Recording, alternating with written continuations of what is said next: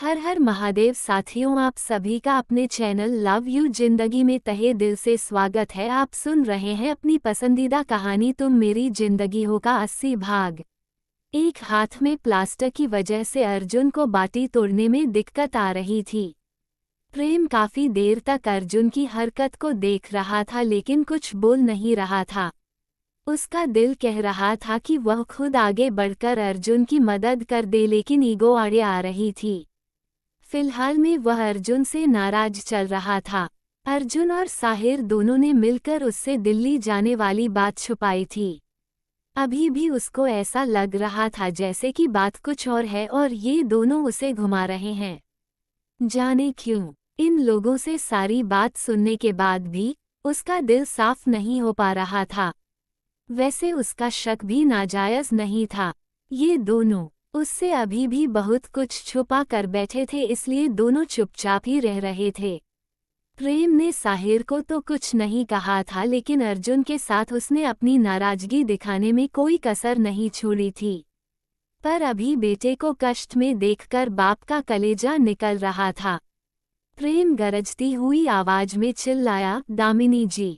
प्रेम की इतनी तेज आवाज सुनकर पूरे डाइनिंग टेबल पर जहां अभी हंसी के फुलझड़ियां छूट रही थीं, वहां बिल्कुल शांति हो गई और सब लोग उसकी तरफ देखने लगे।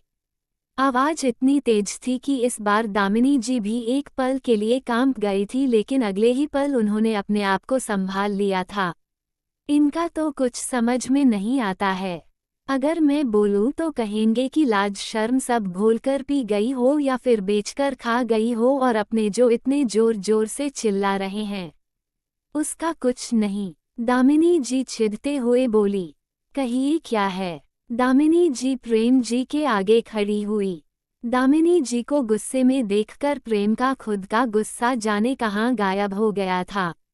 अब जाकर उसे अपने लहजे की तेजी का एहसास हुआ था। अब बोलिए भी, किस लिए चिल्ला रहे थे? क्या घट गया? सब कुछ तो है यहाँ पर। ऊपर से आपकी लाडली भी यहीं पर बैठी है। कुछ चाहिए था तो उसी से मांग लेते। दामिनी जी बोल रही थीं। बिना सही बात जाने हुए दामिनी जी ने प्रेम की क्लास लगा दी थी।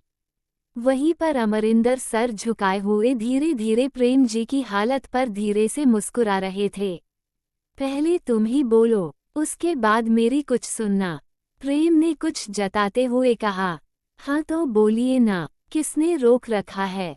दामिनी जी ने पूछा। प्रेम जी ने आंखों ही आंखों में अर्जुन की तरफ इशारा किया, जो कि एक हाथ से किसी तरह से खाने की कोशिश कर रहा था। ओह, अर्जुन की कोशिश देखकर दामिनी जी को सारी बात समझ में आ गई थी, साथ में अपनी गलती भी। अरे, मुझे तो याद ही नहीं था। दामिनी जी ने अपने सर पर हाथ मारते हुए कहा।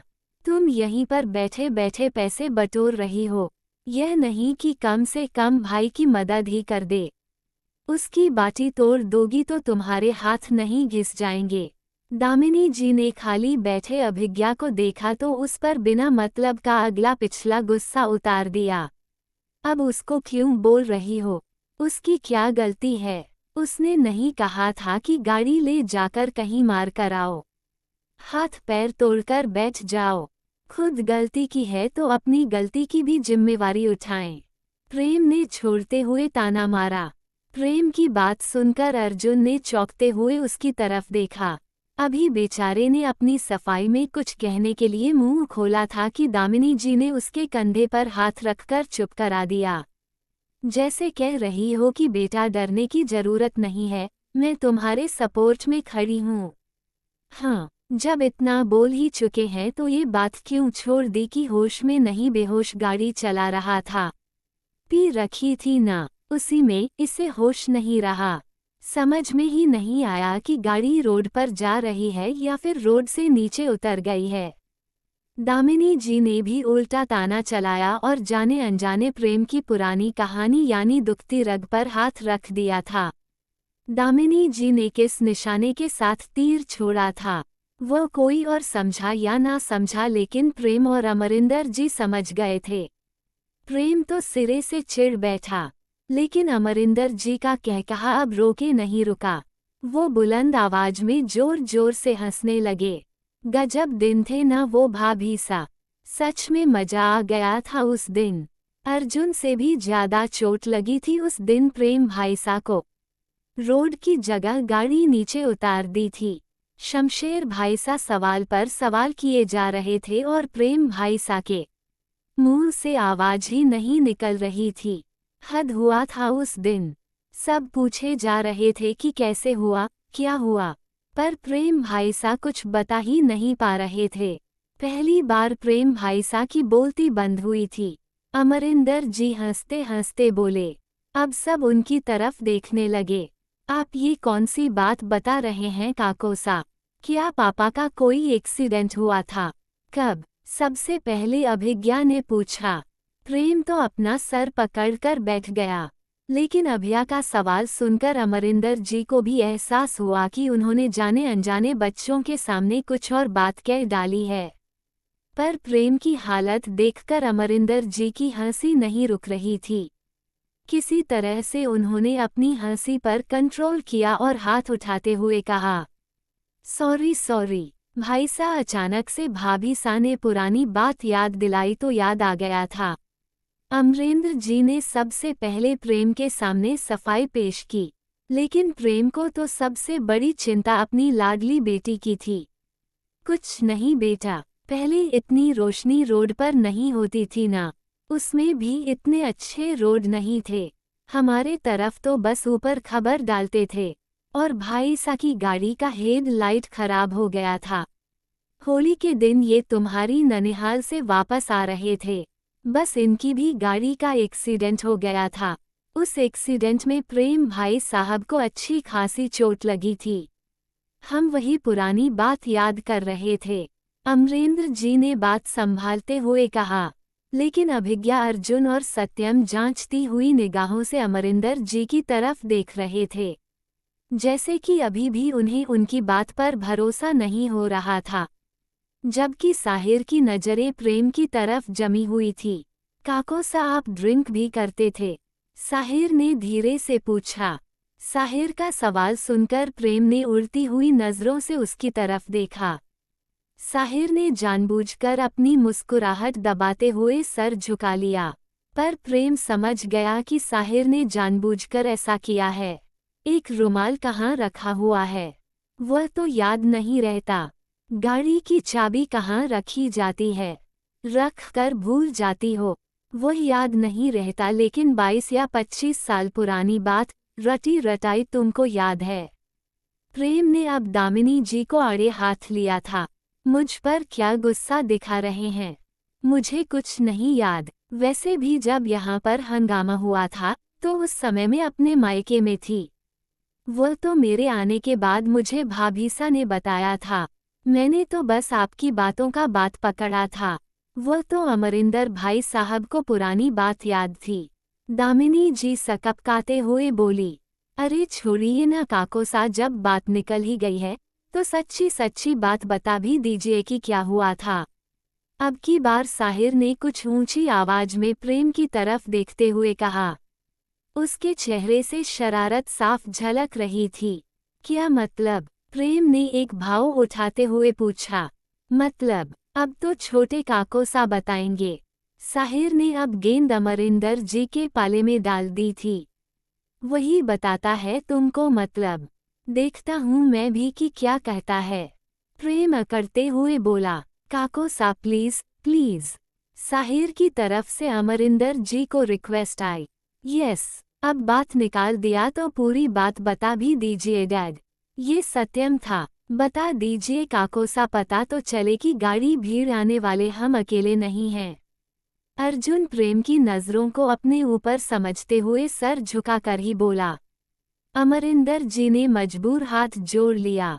अब मैं कुछ नहीं कर सकता भाई सा, तुमको कुछ करने की जरूरत भी नहीं है, मैं खुद हैंडल कर लूंगा, प्रेम ने कहा। प्रेम ने एक घूरती हुई नज़र सब पर डाली। सारे बच्चे सीधे होकर बैठ गए थे, लेकिन अभी भी अमरिंदर जी की तरफ रिक्वेस्ट भरी नज़रों से देख रहे थे, जैसे कि बिना बात जाने उन्हें चैन नहीं मिलने वाला है। अरे क्या लगा रखा है? काको सा मैं खुद बता देता हूँ। प्रेम ने बाटी का टुकड़ा मुंह में लेते हुए कहा, बहुत पुरानी बात है। उस वक्त हमारी शादी हुई थी और तुम्हारे ननिहाल से पहली होली के लिए मुझे बुलावा आया था। प्रेम ने बात बताना शुरू किया।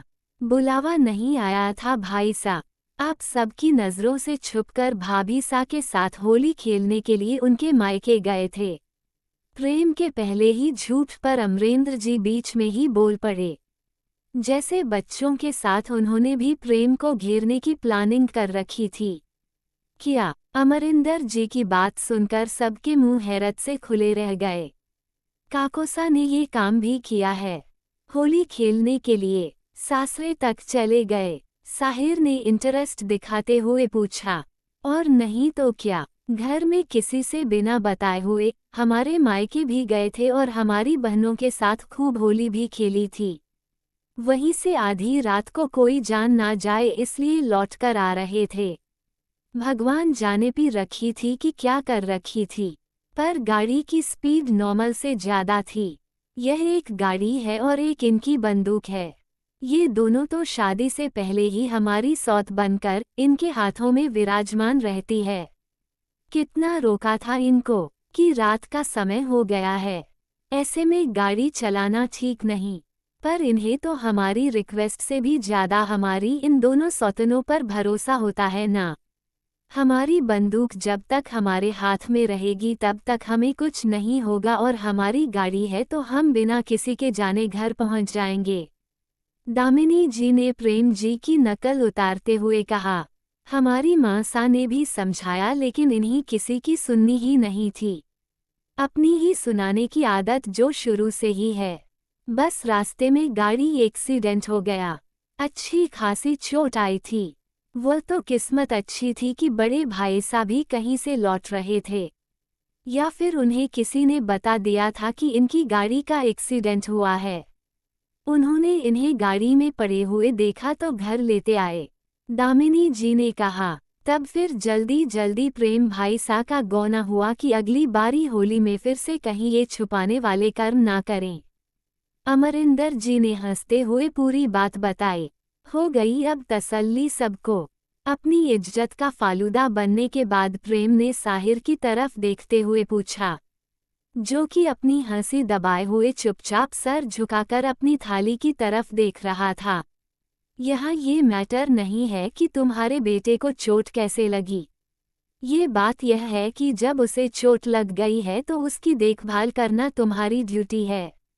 ऐसे तो दिन रात बेटे के आगे पीछे घूमती रहती हो लेकिन जब उसे जरूरत होती है तो गायब हो जाती हो।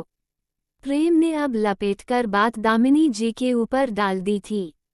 सबकी मुस्कुराहट देखकर प्रेम झेप रहा था। अपना झेप कहीं तो निकलना ही था।